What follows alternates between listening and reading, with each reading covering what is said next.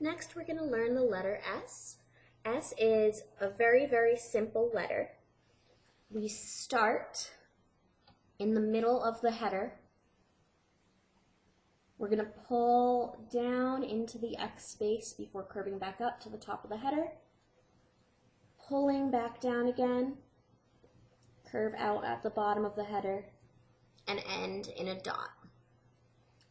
I'm going to do that again. Start in the middle of the header, pull down before curving back up to the top of the header, pull down through the X, curve out to the left, and end in a dot. I'll do that again. Start in the middle of the header, curve back up to the top of the header, pull down at that slant, curve out, and end in a dot. I'll do that again. Start in the middle of the header, curve down up to the top of the header, pull down again, curve up slightly, end in a dot towards the bottom of the X space. I'm going to do that one last time for you. Start in the middle of the header, curve down before going back up to the top of the header, pull down through the X space before curving out and ending in a dot at the bottom of the X. That's the capital S. I know it looks a little funny, but that is how it's supposed to look. And then we're going to do the lowercase s.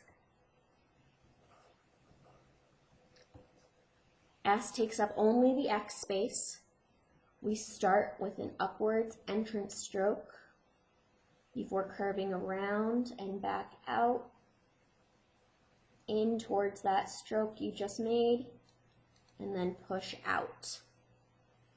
So again, we do an upwards entrance stroke before curving around, back down, curve in towards the entrance stroke, push back out.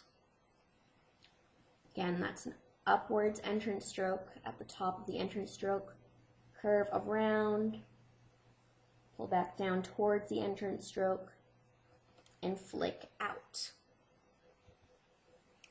One more time, I'm going to push up in an entrance stroke. At the top of that entrance stroke, curve around, pull down, curve in, before flicking out.